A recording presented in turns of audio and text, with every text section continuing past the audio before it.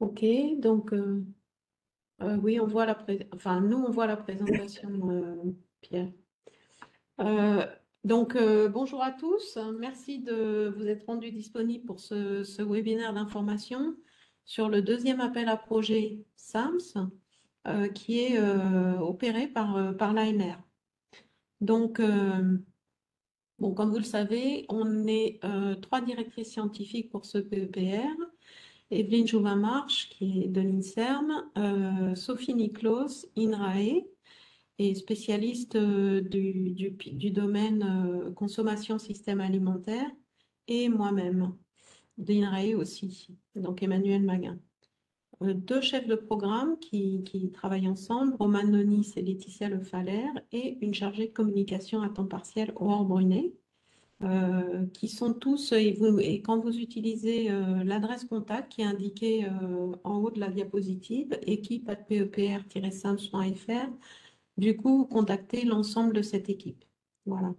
Donc, n'hésitez pas à l'utiliser. Diapo suivante. Donc, alors aujourd'hui, on va vous expliquer le contexte et la mise en œuvre du PEPR SAMS et surtout comment on a élaboré le second appel euh, en faisant une présentation par pilier du PEPR. Et puis, on vous donnera des éléments de critères de sélection des projets et de calendrier. Diapo suivante. Alors, le contexte sur lequel on va aller assez vite, parce que je pense que vous le connaissez, c'est que depuis 70 ans, l'industrialisation et l'urbanisation entraînent, au moins pour une partie de la population, des modifications des environnements alimentaires et des consommations, et des modifications du microbiome, et notamment pour une sous-population, une rupture de la symbiose microbiome-hôte. L'ensemble contribue à l'augmentation continuelle des maladies chroniques non transmissibles, et c'est justement sur ces deux problématiques que le PEPR est positionné, avec un pilier consommation et système alimentaire et un pilier microbiome et santé. Diapo suivante. Donc, ici, pour rappel, les axes scientifiques des deux piliers, donc MS pour microbiome et santé et SA pour consommation et système alimentaire. Donc, vous voyez que chaque pilier a quatre axes scientifiques, quatre priorités scientifiques, et que nous sommes aussi engagés à construire l'interface entre ces deux piliers. Donc, je vais pas redétailler, ouais, bon, allez, je vais redétailler les axes scientifiques. Donc, en ce qui concerne le pilier microbiome et santé, vous voyez qu'un des axes concerne, donc c'est celui qui est noté 1, l'identification des liens entre facteurs environnementaux, microbiome et santé, pour aller vers une compréhension des modes d'action. L'axe 2 concerne la compréhension des mécanismes d'interaction hôte-microbiome dans la santé et la maladie. L'axe 3, l'identification de biomarqueurs d'exposition, de diagnostic et de pronostic. Et l'axe 4 vise à utiliser finalement les connaissances sur les relations microbiome-hôte pour développer des approches de prévention et de thérapie. Concernant le pilier... Ah bon, d'accord. Du coup, non, mais on peut avancer et puis on reviendra.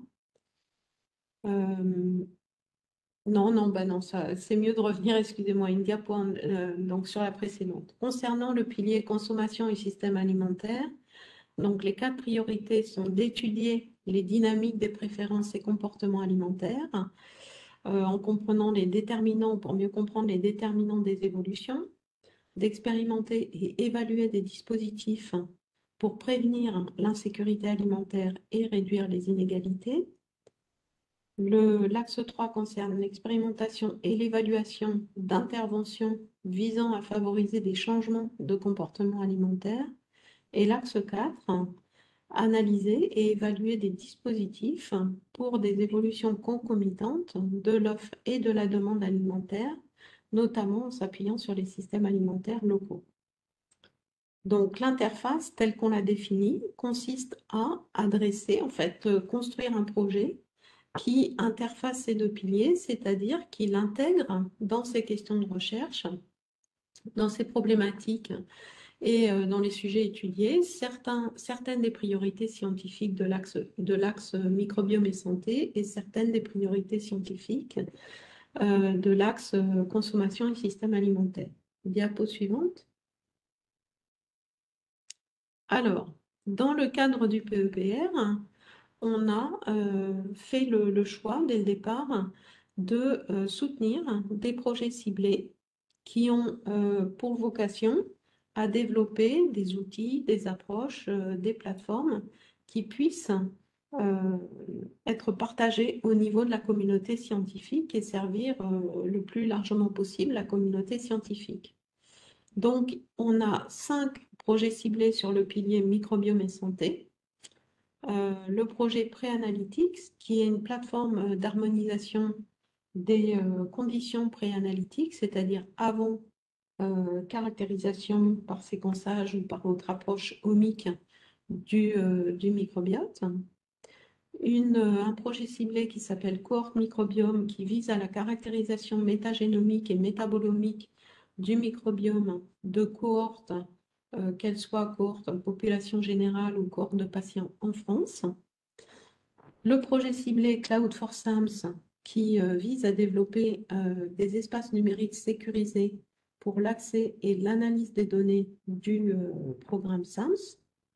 Cultissimo, qui est une plateforme de culture humide partagée pour accéder à un large répertoire de micro-organismes, dont certains qui sont non cultivés aujourd'hui, afin de comprendre les fonctions clés des microbiomes sur les écosystèmes humains.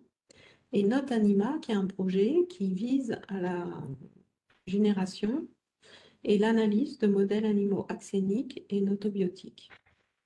Sur le pilier consommation système alimentaire, 4 projets ciblés ont commencé en 2023. Donc on a CARI, qui est un observatoire des comportements alimentaires à La Réunion, Foodxpetool, qui vise à développer des dispositifs expérimentaux pour l'étude des comportements alimentaires, Interfood, qui développe des approches pour faciliter l'interopérabilité de bases de données alimentaires, et Platform qui est une plateforme de données pour l'évaluation quantitative des systèmes alimentaires territorialisés. Sur le site du PEPR, qui est indiqué en bas de la diapositive, vous pouvez trouver une fiche descriptive des projets ainsi qu'une courte vidéo qui permet d'expliquer le projet. Et vous pouvez nous contacter à l'adresse mail indiquée équipe@pepr-sams.fr pour si vous avez besoin de mise en contact avec les responsables de ces projets. Alors, pourquoi on parle de ces projets? Comme je disais, donc, certains sont des plateformes, d'autres développent des outils qui peuvent être mobilisés sur les projets ANR. Et on souhaiterait, pour ce deuxième appel à projet, que lorsque ce soit le cas, vous les fassiez apparaître clairement comme partenaires de vos projets, qu'ils reçoivent ou qu'ils ne reçoivent pas de budget, mais pour nous, ça va faciliter les choses. Voilà. Diapo suivante. Alors, donc il y a déjà eu un appel ANR SAMS sur lequel il y a un budget de 19,4 millions d'euros qui a été engagé. Ce premier appel était ouvert sur les 8 axes scientifiques et leur interface, donc la diapo que j'ai présentée avant. Et on avait un système avec des lettres d'intention, donc on en a reçu 83. On a fait des webinaires de présentation des projets, enfin de courtes présentations des projets, de façon à ce que les gens se connaissent et puissent se rapprocher, donc co-construisent. Ensuite, les projets ont été soumis et on a eu 59 projets éligibles. Et finalement, les projets financés sont au nombre de 10, soit une sélection globale de 17%. Alors, vous avez le détail en dessous. Donc, sur le pilier microbiome et santé, 40 projets ont été reçus et 7 projets ont été financés pour 17 millions d'euros. Sur le pilier consommation et système alimentaire en vert, il y a eu 6 projets reçus et 2 projets financés pour 2,4 millions d'euros. Et puis, à l'interface, on a reçu 13 projets et un projet a été financé, c'est-à-dire cofinancé par chacun des piliers, puisque chacun a un budget spécifique. Voilà, et c'est un projet d'interface qui a été financé à hauteur de 2,24 millions d'euros. Diapo suivante. Alors, pour revenir sur le pilier microbiome et santé, diapo suivante. Voilà. Donc, dans les projets qui ont été financés suite au premier appel, vous avez ici l'acronyme du projet, le responsable du projet et le titre du projet. Alors, dans le premier tableau, ce sont des projets qui étaient positionnés uniquement sur le pilier microbiome et santé. Et en dessous, le tableau avec un projet, Microbi, et celui qui est le projet d'interface qui a été financé. Alors, pourquoi on partage ça? Parce qu'en fait, pour le deuxième appel, on souhaite bien sûr avoir des projets qui ne seront pas redondants avec les projets qui ont été financés au premier appel. Donc, vous avez ici, à travers les titres des projets, une indication des domaines sur lesquels ils sont positionnés. Et en même temps, de nouveau, sur le site du web du PEPR, dont l'adresse est indiquée ici, vous pouvez trouver une présentation de ces projets et à la fois une fiche et une vidéo. Diapo suivante.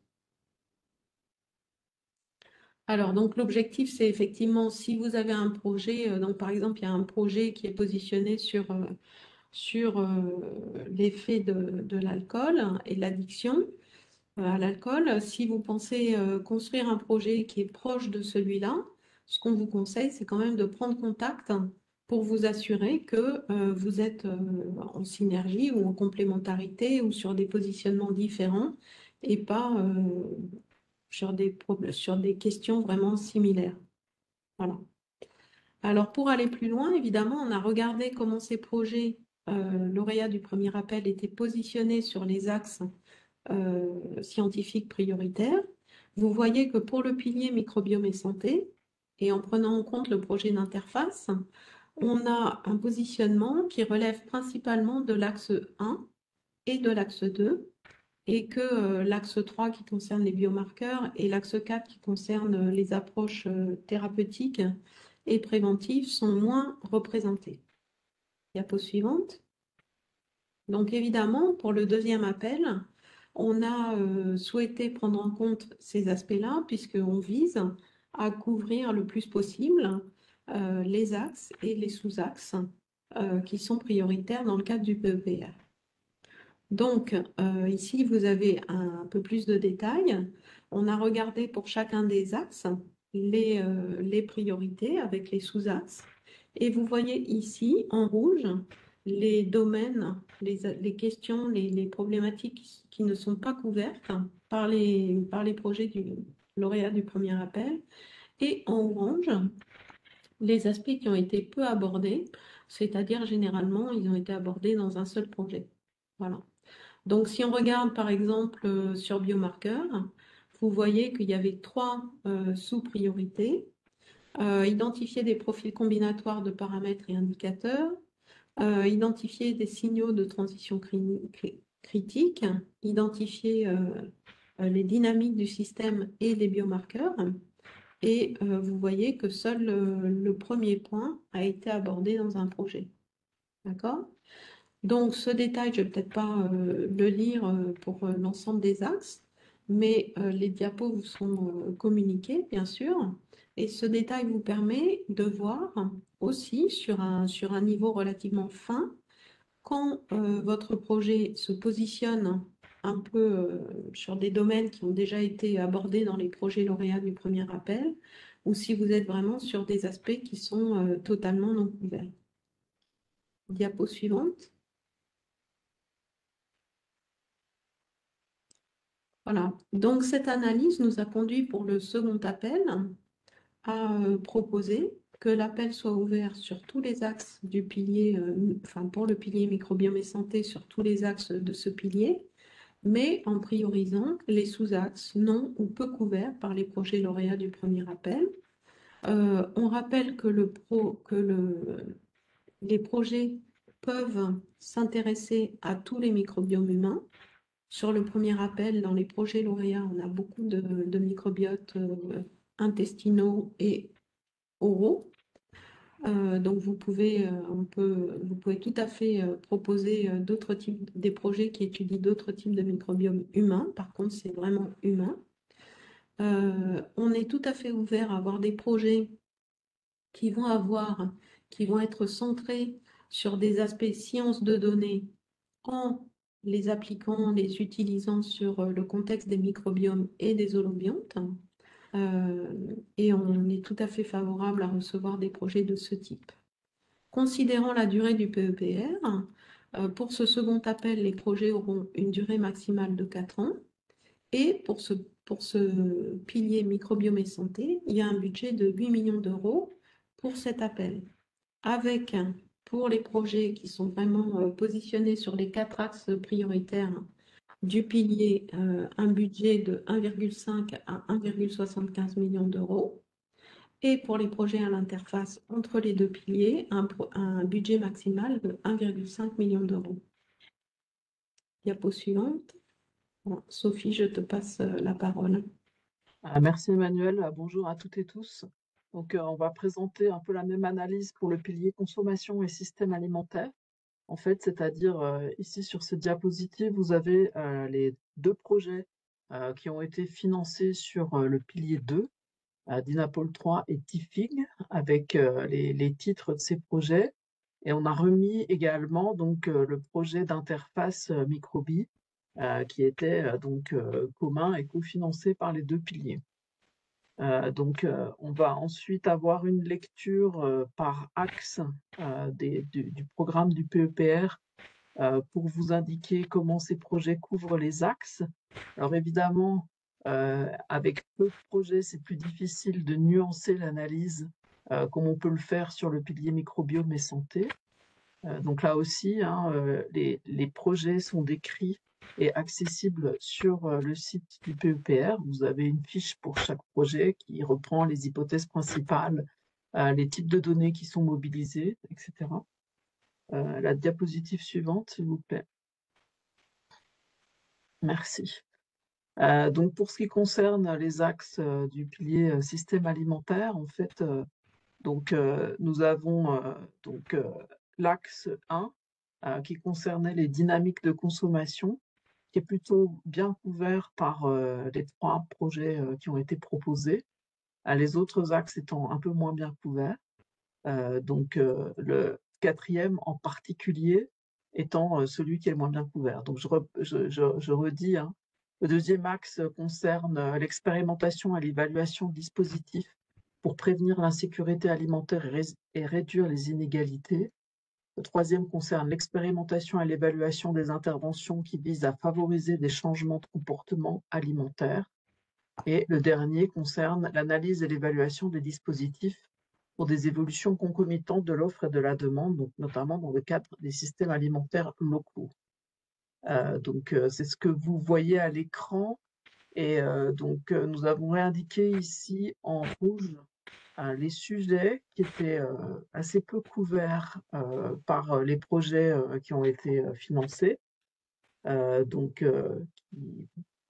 seraient, on va dire, les projets qui nous intéresseraient de pouvoir financer pour compléter le portefeuille de projets, si je peux dire, pour couvrir tous les axes de pilier 2. Donc, on peut peut-être passer à la diapositive suivante. Voilà, donc ce qui a été assez bien mis en avant dans les premiers projets, c'est l'analyse ex post des politiques publiques et notamment la question des systèmes alimentaires dans les DROM, puisqu'on retrouve cette question dans un projet financé par le premier appel et aussi dans un projet ciblé, avec un ciblage Réunion et Antilles, enfin Guadeloupe. Par contre, on a assez peu de projets qui adressent des stratégies de modification des comportements alimentaires et l'axe 4 que je viens de réexpliquer sur les évolutions vraiment concomitantes offre et demande, est assez peu couvert pour la situation métropolitaine et au-delà du projet ciblé Plateforme Terre Food, qui est un observatoire des PAT.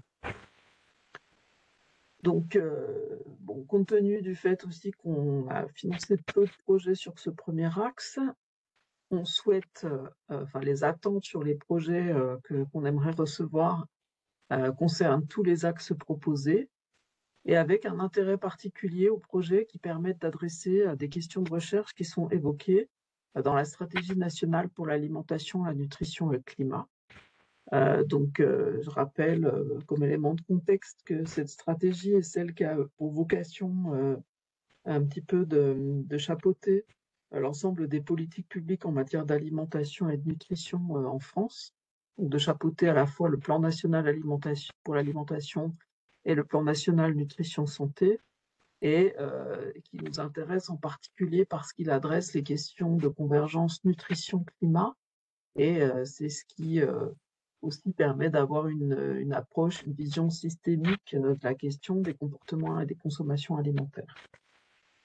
Donc la stratégie n'a pas été publiée pour l'instant, comme vous le savez, mais elle avait été mise en consultation et un certain nombre de pistes pour la recherche étaient évoquées dans cette stratégie, et donc qui présente un intérêt pour les projets qu'on souhaiterait pouvoir évaluer. Le budget global pour cet axe, pour ce pilier, est de 3,57 millions d'euros, ce qui devrait nous permettre de financer 3 à 4 projets. On attend des projets sur un volume financier de 800 000 à 1 million d'euros pour les projets purement système alimentaire, sachant que pour les projets d'interface, comme l'a dit Emmanuel précédemment, on propose un volume maximal d'1,5 million d'euros, et donc ce projet sera cofinancé par les 2 piliers. Donc voilà, ça donne une idée globale de la volumétrie et des attentes autour de ce pilier. La diapositive suivante. Voilà, je vais passer la parole à Evelyne qui va maintenant présenter l'interface et les attentes. Oui, bonjour à tous et désolé pour le problème de connexion au début de ce colloque. Donc le projet d'interface, donc en fait il y a eu un seul projet lauréat, donc microbiome et comportement, une approche intégrative pour favoriser une alimentation plus durable, il est donc de 60 mois, et donc il a été financé avec l'argent qui était donc disponible sur les 2 piliers 1 et le pilier 2. Alors, la diapo suivante. Donc, effectivement, la caractéristique de ce projet Microbi, c'est qu'il donc intègre des axes à la fois du microbiome santé et des axes de système alimentaire. Et c'est ce qu'on attend pour les futurs projets. Donc, la diapo suivante. Donc, ce qu'on souhaiterait, parce qu'on est très attendu quand même par le jury international sur ces projets d'interface, ce sont des projets qui abordent des axes scientifiques de chacun des piliers, d'apporter des connaissances nouvelles sur les axes de chacun des piliers, des projets incluant des interventions nutritionnelles spécifiques doivent veiller à la généricité de leurs questions et conclusions. Et on a proposé donc à l'ANR pour les projets qui seront soumis à l'interface, un budget maximum de 1,5 million d'euros.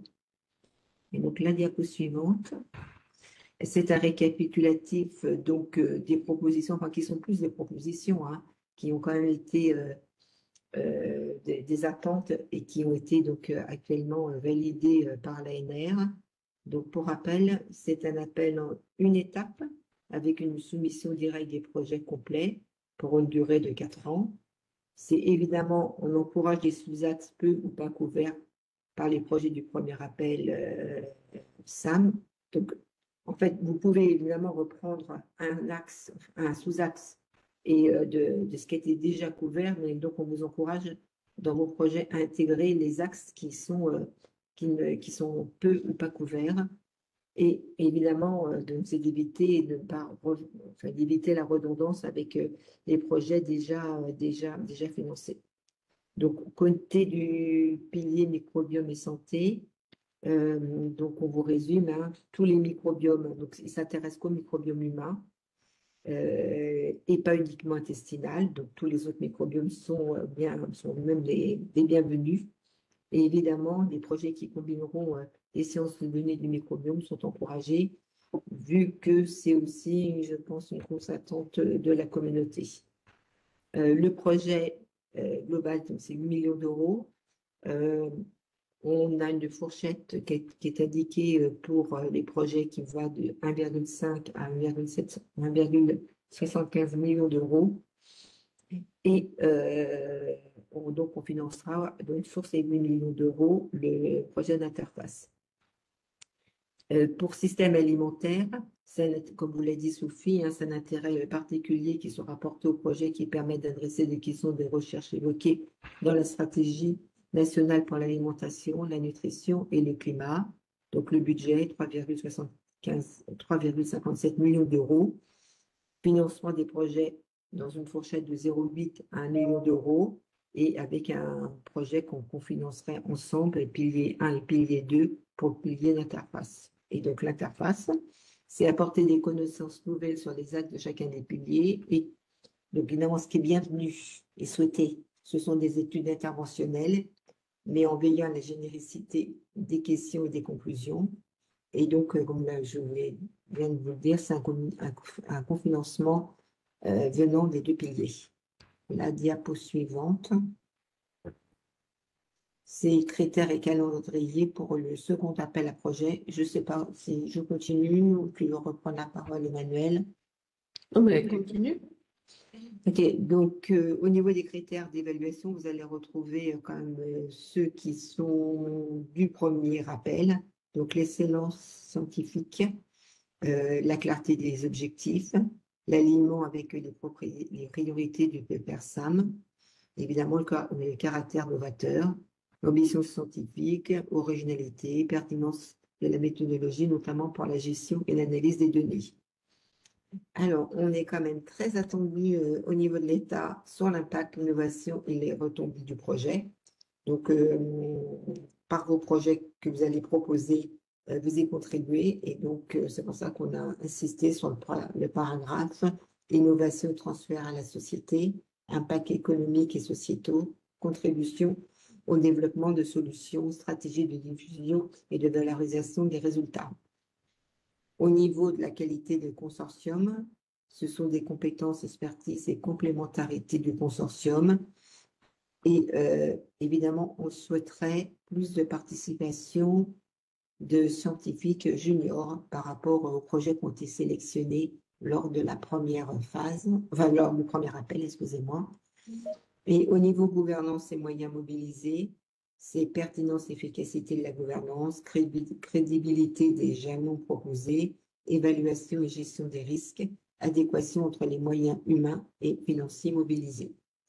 Et la prochaine diapo, on a été élaboré en accord évidemment avec l'ANR, c'est de vous proposer un calendrier, mais comme vous voyez à peu près dans la situation où on est, on va dire, politique, et que chaque phase doit être de nouveau validée par l'État, c'est un calendrier provisionnel.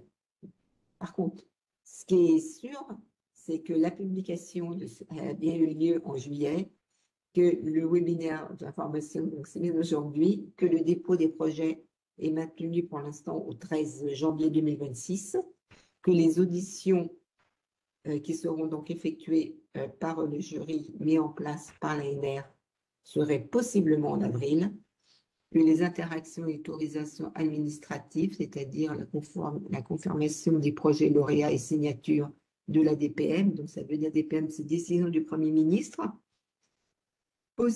Donc c'est possiblement entre juillet et décembre 2026, donc on a mis une fourchette assez large qui entraîne donc une contractualisation avec l'ANR d'environ 4 mois et donc que les projets donc, soient lancés au premier semestre 2027. Et ce qu'on vous propose, c'est que jusqu'au dépôt du projet, la direction du PPR se tient à votre disposition, à la disposition des porteurs de projets pour répondre à vos questions concernant le montage du projet et son adéquation avec les attentes qu'on vous a donc soumises. Et toutes les questions plus administratives seront effectivement prises en charge par nos collègues de l'ANR. Donc, surtout, n'hésitez pas à nous contacter via l'adresse générique équipe@pepr-sam.fr et nous ferons le maximum pour répondre à vos questions. Et donc, la dernière diapo, c'est pour vous remercier de votre attention, de vous indiquer que nous avons un site internet où vous pouvez retrouver tous les projets lauréats et que vous pouvez nous suivre sur le réseau LinkedIn où nous informons des projets qui sont certes financés par le PEPRSAM, mais bien au-delà. C'est-à-dire que dès qu'il y a des nouvelles qui sont très en lien avec les objectifs du PEPRSAM, nous les diffusons sur le réseau LinkedIn via notre chargé de communication qui est Aurore René.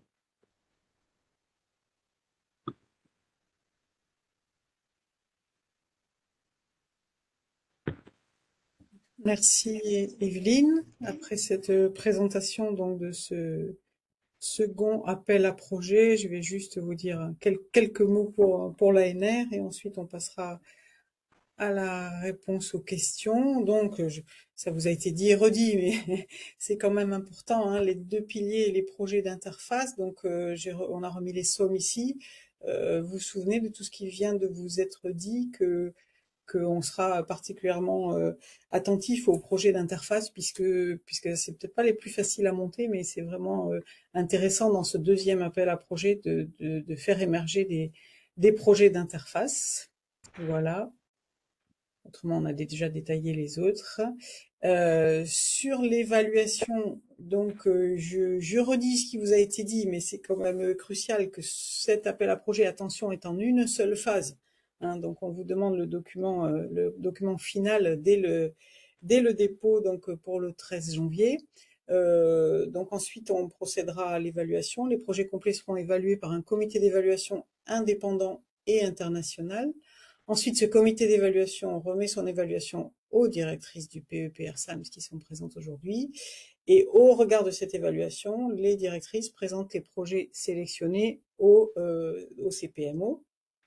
Donc, et ensuite, le Premier ministre, après avis du SGPI et du CPMO, arrête la décision des projets financiers. Mais c'est déjà plus ou moins ce qui vous a été dit. C'est juste pour vous expliquer les délais nécessaires entre le moment où vous déposez votre dossier et le moment où on a l'avis final, puisque ce n'est que quand l'avis du CPMO est donné et arrêté que le Premier ministre donc prend cette décision d'appeler DPM et que donc on est en mesure de vous annoncer votre réussite à cet appel à projet.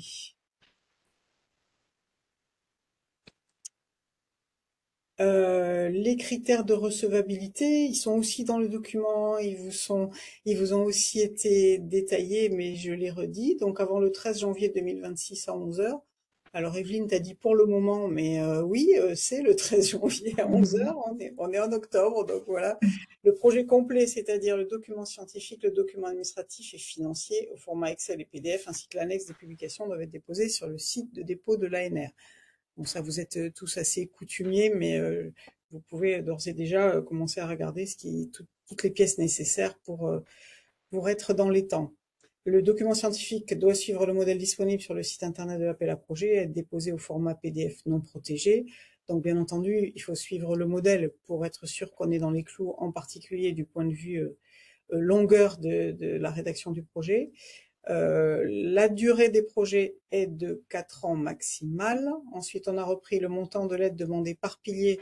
Donc, pour microbiome et santé, 1,5 à 1,75 millions d'euros.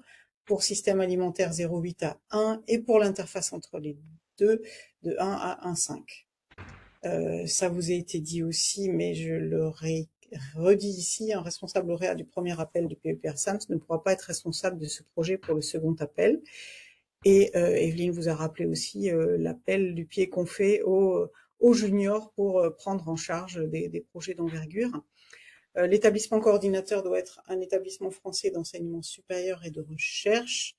Le consortium doit être large, multidisciplinaire et composé à minima de 3 structures de recherche différentes, donc, dont au moins 2 de localisation différentes.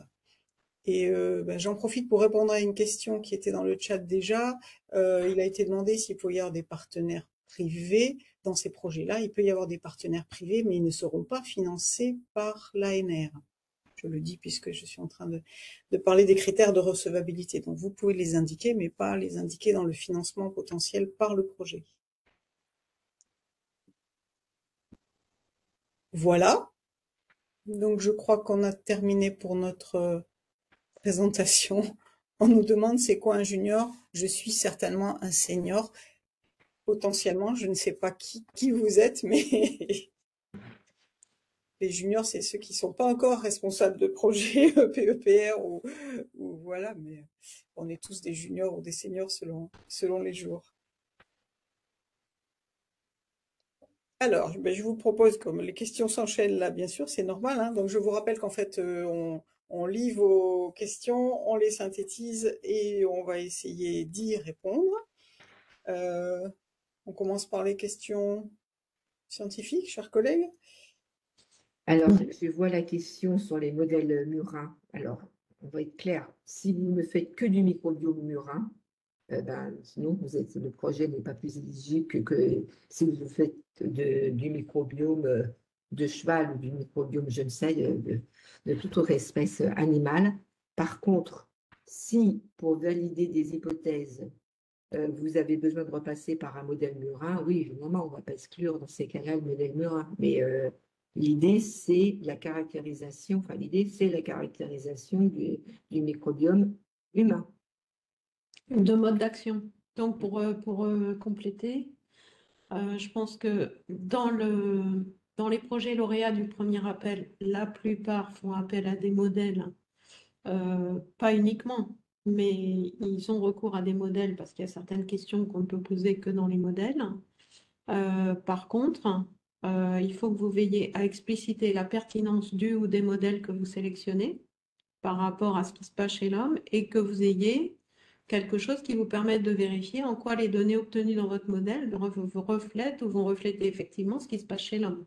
Si c'est purement voilà, même si c'est après transfert de microbiote intestinal, il faut quand même que vous ayez ces données-là en tête. Après, il peut y avoir des pathologies dans lesquelles, effectivement, c'est difficile à étudier, mais voilà, de façon générale, comme l'a dit Evelyne, il y a je sais pas comment dire, une attente en termes d'impact.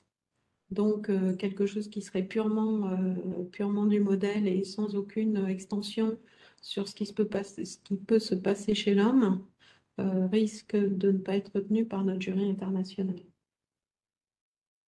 Je voulais répondre aussi à quelques questions sur les projets ciblés. Donc, effectivement, vous avez noté que les projets ciblés avaient une composante technique assez forte. Ils avaient été composés comme ça aussi, notamment pour apporter des briques méthodologiques élémentaires nécessaires à globalement la construction du programme. Il y a une question aussi qui porte sur s'il est possible de faire appel à des plateformes des projets ciblés. Donc oui, bien sûr, on encourage fortement au sein du PEPR-SAMS à les interrelations entre les projets, et notamment le recours à des outils développés dans les projets ciblés. Donc il n'y a pas de restriction par rapport à ça.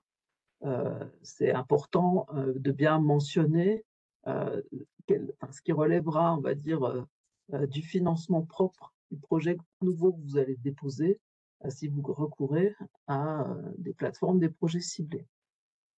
Mais c'est plutôt quelque chose qu'on encourage et c'est pour ça qu'on a pris le temps de vous redécrire brièvement la composition des projets ciblés, leur contenu, pour que vous puissiez éventuellement y recourir si c'est utile pour votre projet. Voilà. Par contre, deux petites remarques complémentaires sur ce point. Un, il faut vraiment dans ce cas-là que vous preniez contact avec les responsables des projets ciblés pour vous assurer de la disponibilité pour, enfin voilà, que vous êtes bien sur un calendrier qui va être compatible avec votre projet.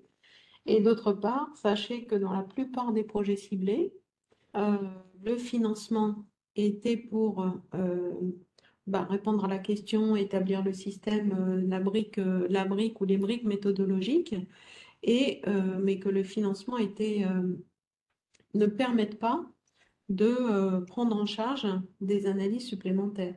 Donc, il y a peut-être un cas un peu d'exception, enfin, il y a quelques exceptions, mais néanmoins, donc on vous incite fortement à prendre contact dans ce cas-là avec les responsables des projets ciblés pour expliquer ce que vous voulez faire, vous assurer que la solution technique convient et que le calendrier et les financements conviennent aussi. Après, il y a la question avec le partenaire privé. Hum, Donc, pour être clair, mais je pense que Marie, je ne sais pas si vous répondez, on répond. Euh, Ouais. Des collaborations sont possibles évidemment avec le privé, mais évidemment, ils ne pourront pas être financés. Donc, vous Voilà. pouvez Et les j'ai vu qu'il inclure y dans avait une votre question. projet, enfin, ça peut avoir une valeur plus, mais ils ne seront pas financés par le PEPR. Mais Voilà. J'ai vu qu'il y avait une question aussi sur des partenaires européens. Alors, vous pouvez tout à fait avoir des partenaires européens dans votre consortium projet, mais de la même façon, ils ne seront pas financés par le PEPR. après, il n'y a pas des priorités dans les maladies chroniques ciblées. C'est ouvert à toutes les pathologies qui sont en lien avec le microbiote. Voilà. Hormis la réserve de vérifier si vous êtes sur une maladie chronique qui est déjà ciblée par un des projets lauréats du premier appel, que vous êtes sur un positionnement complémentaire ou différent et pas redondant. Voilà. Alors, il y a une question qui est-il possible de cibler un sexe ou est-ce déconseillé? Alors, j'avoue que je ne comprends pas bien la question. Si vous pouvez en dire un peu plus, ça nous permettrait de vous répondre parce que, bon, voilà, je pense qu'il n'y a pas d'impossibilité. Enfin, disons, je vais donner un exemple bête, mais pour l'endométriose, effectivement, c'est quelque chose qui va concerner un sexe et pas l'autre. Et c'est pas forcément négatif, voilà. Mais s'il n'y a pas de raison particulière, enfin voilà, je pense que s'il y a une bonne raison, bah, il faut l'expliciter, soit elle est évidente, soit il faut l'expliciter et c'est pas un problème. Si vous avez autre chose en tête, ben, remettez une question dans le chat pour qu'on puisse adapter la réponse. Voilà. Alors, on peut répondre à certaines questions destinées à l'ANR. Hum, Alors, les co-organisateurs ne sont pas possibles. Voilà, on a un seul RST par projet. Donc, le jury sera indépendant et international. Ça, on l'a noté dans la présentation. Pour la date à laquelle les résultats seront donnés, donc comme on vous l'a dit aussi, tout dépend de la DPM, de la décision du Premier ministre. Donc, on pense avant la fin 2026. Est-ce que l'on peut participer à deux propositions différentes? Oui, mais pas en tant que RST, pas en tant que responsable scientifique et technique. Alors, les partenaires, donc je crois qu'on l'a déjà dit, mais il est possible, le consortium peut être composé de partenaires étrangers, mais ces partenaires étrangers ne seront pas financés. Et pour les structures de recherche, deux localisations différentes demandées. Alors ça, je laisse les directrices de programme répondre. Quelle est l'échelle à utiliser en termes de localisation, ville, département, région? Quelle est la question? Je parle. Alors, pour les structures de recherche, deux localisations différentes sont demandées. Quelle est l'échelle à utiliser en termes de localisation? Est-ce qu'on parle à l'échelle d'une ville, département ou région? bah, c'est-à-dire En que fait, ça ne soit pas porté par un même institut. Ouais, en fait, Même labo. en fait, c'est une, oui, voilà. En fait, le projet doit au moins C'est avoir un précisé dans état. l'appel, il y a un numéro de référence RS, j'arriverai plus à retrouver l'acronyme pour les unités, donc ou les sites, et en fait, il faut des numéros différents. Et effectivement, comme on cherche à être plutôt sur un positionnement national et inclusif, travailler dans le cadre de ces projets avec votre voisin, ça peut être pratique, mais c'est pas forcément ce qu'on recherche. Euh, Peut-être je peux répondre aussi sur. oui. Il y a une question sur la date à laquelle les résultats de la sélection des lettres d'intention seront communiqués. Alors, on est d'accord, c'est une lettre d'intention, mais c'est un projet complet, hein. On n'a pas de phase de présélection des lettres d'intention, puisqu'on fait un appel direct en une seule phase. Et ça, c'est justifié par le souci de laisser un maximum de temps pour la conduite des projets scientifiques, compte tenu des délais de contractualisation. Donc, pour accélérer, on va dire, on a préféré être en direct sur un dépôt direct. Donc, je voulais simplement bien préciser ce point. C'est aussi pour ça qu'on vous incite à ne pas hésiter à revenir vers nous si vous avez des questions sur vos projets pour vous aider à les monter en adéquation avec les attentes et essayer de cibler au mieux la façon dont vous développez les projets.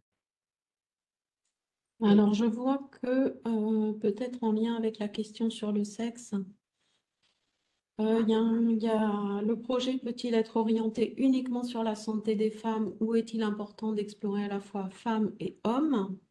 Cela peut être centré. Alors, non, il n'y a pas d'obligation. Ça peut être centré sur la santé des femmes et des problématiques de santé des femmes. Néanmoins, je suppose que vous savez qu'il existe un PEPR, santé des femmes et santé des couples. Donc, regardez son positionnement et les priorités parce que peut-être que votre projet sera parfaitement adapté à ce PEPR. J'en sais rien. C'est juste que vous ayez ça en tête. Voilà. Mais il n'y a pas de problème à regarder des problématiques qui concernent la santé, soit des femmes, soit des hommes, de façon un peu spécifique. Alors, il y a Ah, la question toujours junior, définition de ce qu'est chercheur junior. Alors, pour nous, globalement, ce serait faire nos standards INSERM, INRAE, CNRS. C'est un CRCN confirmé ou un début DR2. Voilà, si on doit donner à peu près le. Je ne sais pas si ça répond à la question de la personne. En tout cas, c'est un statutaire. Donc, puisqu'il y a une question qui a été posée, si les postdocs pouvaient déposer, là, les attentes sont plutôt sur des statutaires.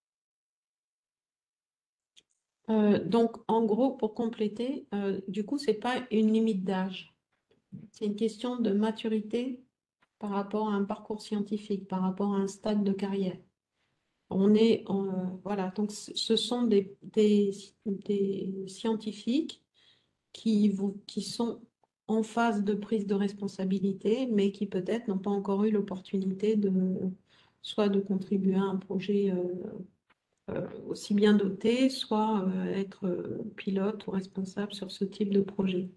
Voilà. Alors, On vous laisse parmi répondre, les... Marie. Pour la question sur la langue, c'est en anglais. Et la Peut-on- question sur les pays du Sud, Oui. Alors, par je vous laisse rapport aux répondre. pays du Sud, des cas de contexte de dénutrition grave et non en France. En fait, la question, comment dire, sans langue de bois, les projets France 2030 dont nous faisons partie ont pour objectif de renforcer la compétitivité nationale. Voilà. Donc, l'argent qui est disponible dans le PEPR vise à financer des équipes françaises pour développer leur visibilité et des impacts sur un point de vue national. Donc, il n'y a pas de problème à vous intéresser à la question de la dénutrition. Mais effectivement, ça ne sera pas forcément une priorité. Enfin, je veux dire, on ne sera pas en mesure d'aller financer un laboratoire qui sera à l'étranger et qui travaillera sur ce contexte. Donc après, vous avez toute l'attitude pour trouver une façon de vous associer à des laboratoires ou à des dispositifs dans des pays du Sud. Je pense que vous le faites déjà dans d'autres types de projets pour avoir ce qu'il vous faut pour poser vos problématiques de projet et avancer. Et voilà. Mais on ne sera pas en mesure d'aller financer un pays du Sud. Je vois aussi une autre question sur la façon dont on travaille ou pas avec le jury international ANR.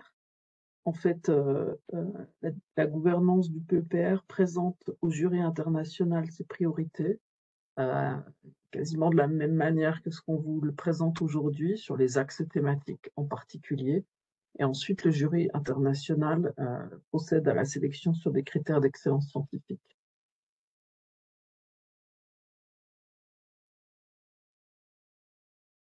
Alors, bon, il y a une question qui est aussi, les projets peuvent-ils porter sur des cas d'études, situations dans des contextes à l'étranger, européens et au-delà? Je pense qu'on a répondu enfin, à travers deux autres questions à cette problématique. Donc, pas de problème sur le principe, avec la limite que on ne pourra pas financer un laboratoire étranger. Voilà. Aurez-vous un cadre ou méthodologie à suggérer pour la mesure d'impact, innovation et retombée du projet? Euh, comment dire? C'est quand même non, on n'a pas réfléchi à un cadre ou une méthodologie spécifique. C'est quand même une demande qui est assez classique sur les projets. Donc, je pense que voilà, impact, ça veut dire qu'on peut s'attendre à ce qu'effectivement, dans le projet, il y ait un impact au niveau sociétal, qui peut passer par des politiques publiques, qui peuvent passer par des recommandations auprès de décideurs. Voilà. Innovation, on a plutôt en tête ben, des- d'aller vers de la création de produits ou de solutions qui sont nouvelles et innovantes et voilà, et retomber du projet, je pense, je sais pas, en fait, je comprends pas bien. Donc, on n'a pas de cadre méthodologique. Je, si vous avez une question plus précise, reformulez-la parce que sinon, je pense qu'on est sur les attendus assez classiques de la plupart des projets de recherche. Voilà, donc le dépôt d'une demande de brevet, voilà, ça va être clairement inclus là-dedans. Parmi les trois structures de recherche, les plateformes projets ciblés, type Cultissimo, partenaires, comptent-elles dans cette catégorie? Alors, oui, elles peuvent compter dans cette catégorie si elles sont vraiment partenaires du projet, c'est-à-dire qu'elles ont un rôle qui apparaît clairement dans le projet. La situation d'hospitalisation, réanimation n'étant pas une situation chronique, l'étude des microbiomes dans ce contexte peut-elle entrer dans le cadre de cet appel d'offres? Alors, tout dépend. Donc, je pense qu'on avait eu des projets sur le premier appel hein, qui s'intéressaient au microbiote dans ce contexte. Alors, soit en situation d'hospitalisation, réanimation un peu long terme, soit après, sur des phases de récupération par rapport aux sensibilités qui sont développées. Il n'y a pas d'opposition à avoir ce contexte. Veillez à bien expliciter la question, c'est-à-dire je pense que des projets qui seraient vraiment juste de la description dans le but peut-être de comprendre euh, auront un petit désavantage, disons, au niveau de la sélection. Voilà.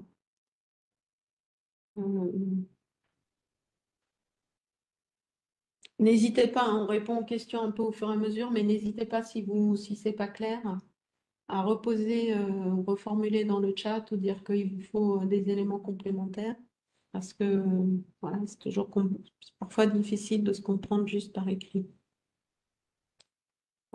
Après, alors sur l'appel à projet cohorte microbiome, en attente de résultats. Alors, est-ce que ceux qui ont participé à cet appel à projet peuvent postuler pour cet appel ANR SAMS? Oui, pour l'instant, oui. Il n'y a pas d'opposition. Oui, il n'y a pas d'opposition. Voilà, on l'a pas enfin, je veux dire, considérer que si on ne l'a pas précisé, c'est qu'a priori, il n'y a pas de problème. Donc, voilà. Les résultats de l'appel à projet cohorte seront connus à quelle période, s'il vous plaît? Evelyne, j'ai plus ça en tête. Tu te rappelles? Donc, la première phase avant la fin 2025, ça c'est clair. Et il y a la deuxième phase, donc ça sera courant 2026. Parce qu'il est en deux phases. Donc, la première, on a encore une phase de jury. Et donc, bon, ça sera au mois de novembre, on va dire. Et puis, il y a construire la réponse à l'appel lui-même. Et donc, le temps que vous redéposiez les dossiers, enfin, il faut d'abord faire une co-construction, dépôt des projets, analyse par le jury et donner les résultats. Donc, pour moi, ce sera plutôt deuxième semestre 2026, pour être clair. Voilà, autrement dit, par rapport à la date de dépôt des projets de cet appel à projet ANR SAMS, qui est 13 janvier, vous n'aurez pas la réponse. Vous saurez si vous êtes sélectionné pour la deuxième étape, mais vous n'aurez pas la réponse par rapport à la deuxième étape. Voilà. Alors, encore une question junior. Quid d'un CRCN recruté depuis moins de 2 ans en EPST, mais ayant déjà 12-13 ans d'expérience, expertise post-doc, post-thèse, est-ce considéré comme confirmé?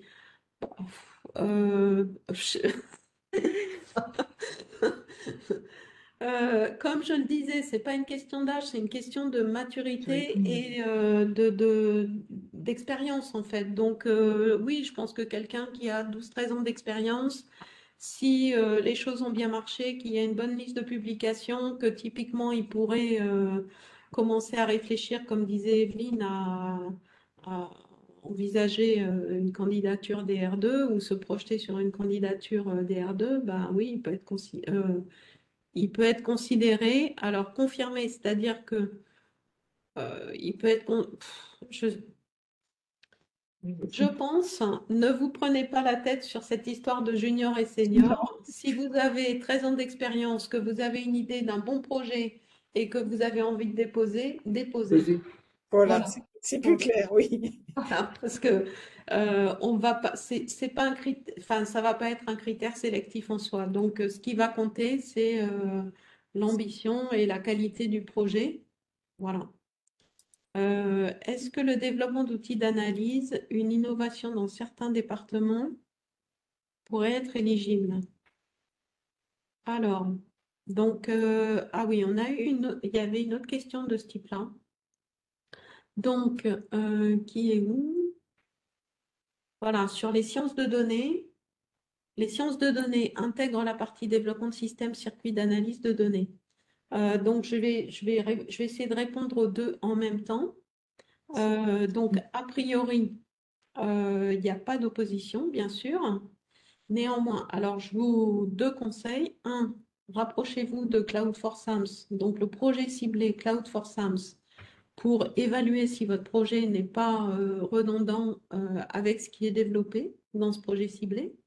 Et pour avoir connaissance, prendre bien connaissance des positionnements des uns et des autres, Puis en plus, comme ça, vous pouvez échanger, ça peut vous permettre aussi d'affiner les choses. Et le deuxième, qui est plus un rappel, c'est que bien sûr, pour le jury international, il va avoir pour consigne de sélectionner des projets ambitieux au meilleur niveau scientifique. Du coup, il ne s'agit pas de faire un pipeline avec des outils d'analyse existants ou de redévelopper un outil d'analyse déjà existant pour l'adapter à un contexte d'un laboratoire ou d'une plateforme spécifique ou d'une ressource spécifique.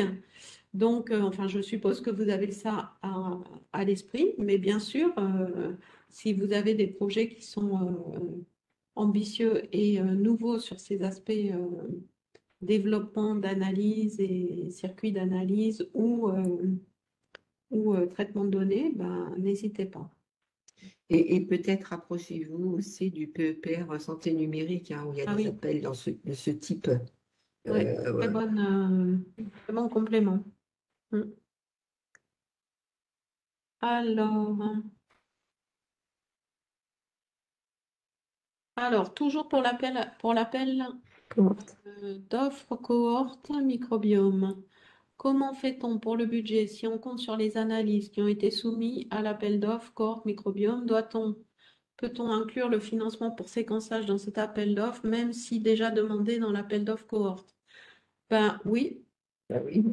comme vous n'avez pas garantie du résultat sur l'appel d'offres cohorte microbiome quand vous allez déposer votre projet, il faut que vous il faut inclure le financement pour la caractérisation de votre cohorte. Et, et on verra. Alors après, le temps que on devrait avoir les réponses sur cohorte microbiome avant ou à peu près en même temps que l'appel à projet ESAMS, avant a priori. Donc, il sera toujours temps d'affiner les choses ensuite. Mais oui, bien sûr, tant que vous n'êtes pas sûr, vous ne pouvez pas construire un projet à 1,5 million d'euros tout en n'étant pas sûr d'avoir les données, quoi. C'est pareil, bon, la question n'est pas posée là, mais si vous avez des projets en cours à déposer à l'ANR sur ce sujet qui reprendra une partie de votre projet, bon, allez-y, hein, parce que déposez à l'ANR. Hein. Oui. Alors, est-ce qu'il y a des questions? Du coup, Oui. du coup, il y a encore quelques questions pour l'ANR. Vraiment pour les structures de recherche au niveau ANR, on va regarder les numéros RNSR. En fait, il faut que ce soit des numéros différents. Donc oui, ça peut être l'INSERM qui peut avoir plusieurs laboratoires en fait. Les postdocs, une personne en postdoc ne peut pas proposer un projet, mais par contre, les salaires du postdoc ils peuvent être pris en charge par l'ANR. Donc c'est financé par l'ANR. Et c'est pas, l'effet coordinateur doit être français, mais ça peut être un EPST, mais aussi un EPIC. C'est pas obligé que ce soit qu'un EPST, ça peut aussi être un EPIC. Tout à fait.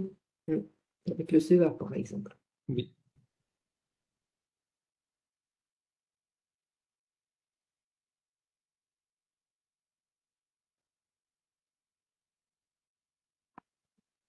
OK.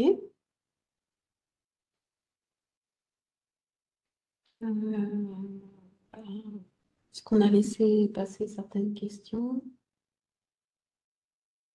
Pas l'impression, hein. Est-ce que vous avez encore des questions? Alors, je retente ma chance.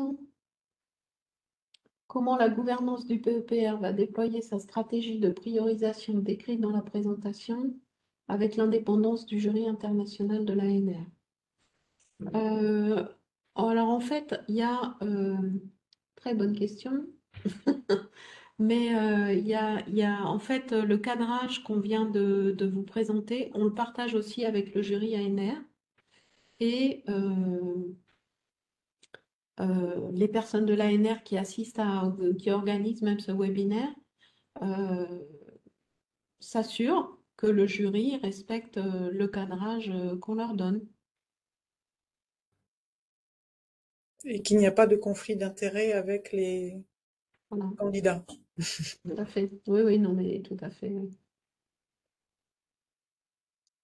Voilà. Et alors, Cyrielle Cozy, et pour un HU clinicien, quelle est la définition de junior?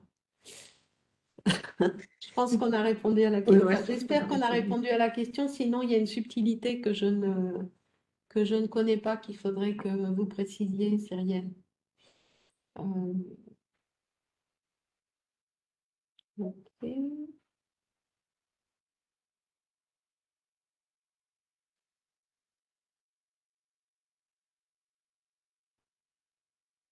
Ouais.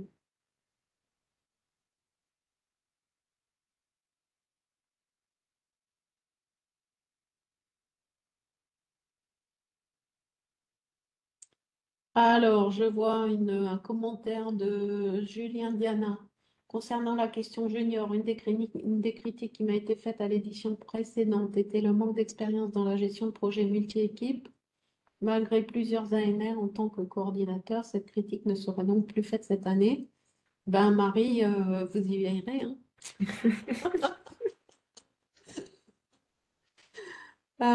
Bon, je dois dire que, alors je ne sais pas quel projet c'est, j'avais regardé parce qu'on m'avait fait remonter ce type de commentaires sur un projet où j'avais regardé, il y avait effectivement ce commentaire, mais c'était loin d'être le seul. Il y avait donc je ne connais pas du tout la situation à laquelle vous vous référez, mais voilà, veillez. Je comprends que ça peut être irritant ou frustrant. Veillez quand même à bien lire l'ensemble du rapport pour vérifier qu'il n'y a que ce commentaire et que c'est le commentaire majeur. C'est, pour ce que j'ai pu voir, rarement le cas. Donc, ne passez pas à côté de commentaires du jury sur d'autres aspects du projet. Voilà. Et si vous avez un doute par rapport à ça, vous pouvez toujours sécuriser les choses en disant, ben voilà, moi je suis le coordinateur, mais il y a un co-coordinateur ou une personne d'expérience qui est également impliqué sur le projet et qui va suivre avec moi l'implémentation du projet.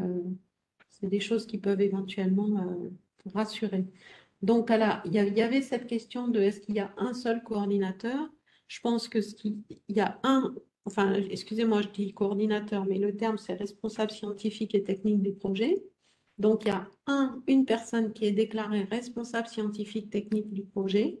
Après, vous avez toute l'attitude dans le projet à expliquer que il peut y avoir un ensemble de personnes qui vont être impliquées dans l'implémentation du projet, qu'il va y avoir un co-responsable qui travaillera avec vous, qui suivra le projet, que vous avez mis quelqu'un de senior comme responsable, mais qui est un junior qui sera très fortement associé à la coordination du projet, ou inversement. N'hésitez pas, mais Oui.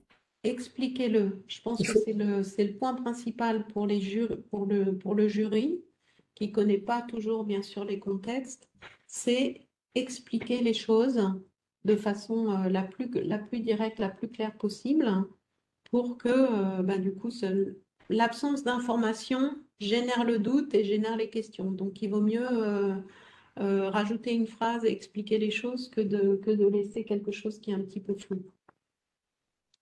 Alors, euh,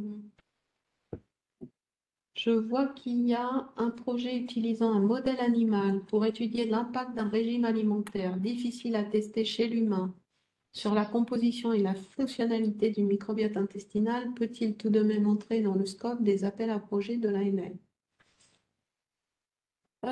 C'est difficile de répondre parce que ça va être vraiment, ça dépend de l'objectif du projet, des cas spécifiques, enfin voilà, euh,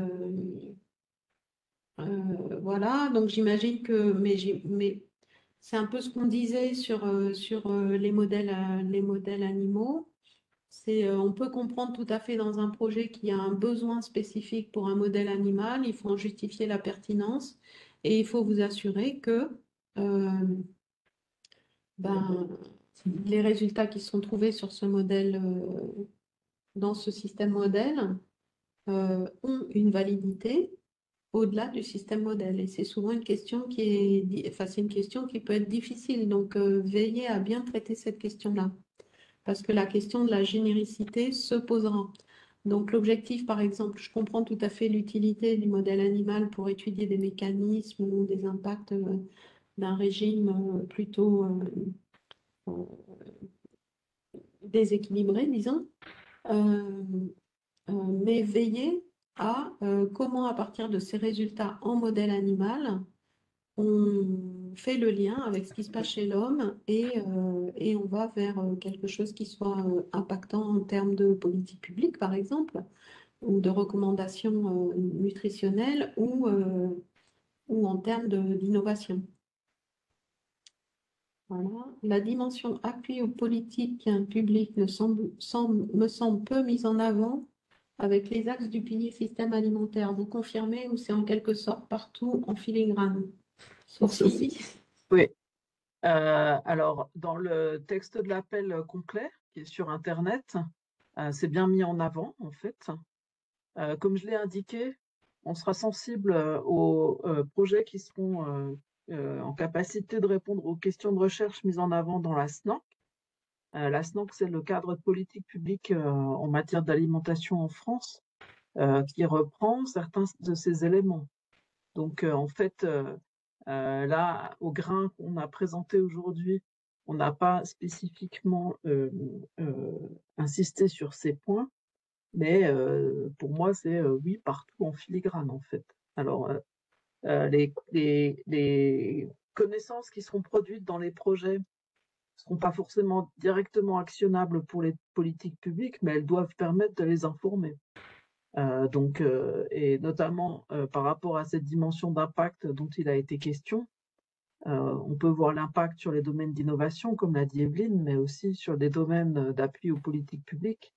Et dans ce cas-là, au plus les projets permettront d'apporter des connaissances nouvelles, spécifiques et proches des questions de politique publique, au mieux ce sera facile de justifier de l'impact. Donc, j'espère que ça répond à la question, mais en tout cas, c'est bien dans les attentes sur ce pilier.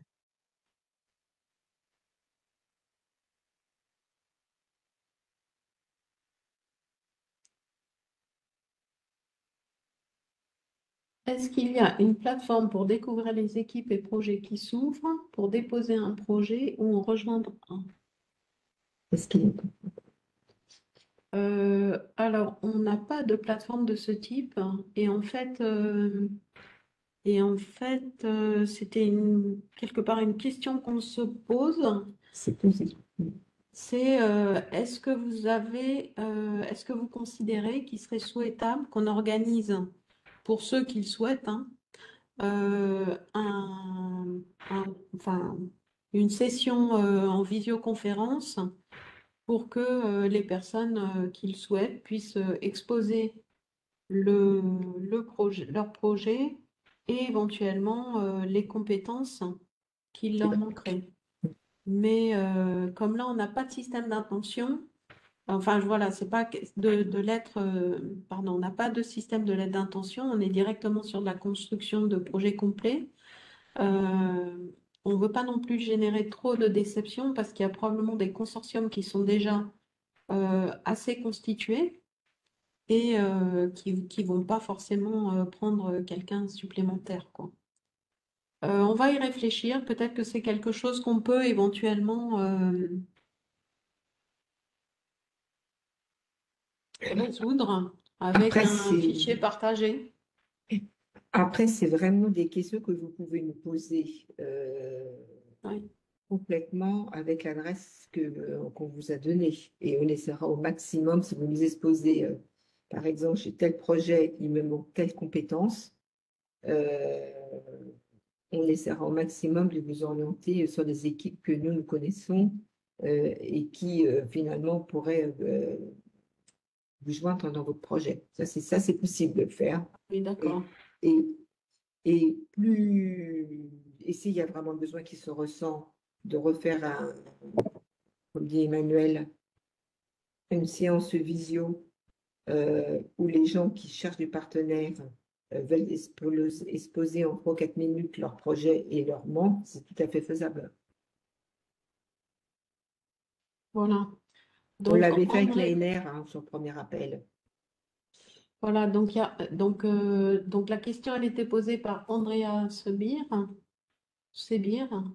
excusez-moi si je prononce mal, qui précise que pour ma part, oui, ne faisant pas partie du monde académique, mais ayant un projet qui est parfaitement dans les objectifs portés par cet appel à projet, il serait intéressé. Donc, ce qu'on vous conseille, Andrea, c'est de nous envoyer un message à l'adresse contact du PEPR et puis en nous expliquant un peu la situation et puis on fera en sorte pour vous mettre en contact.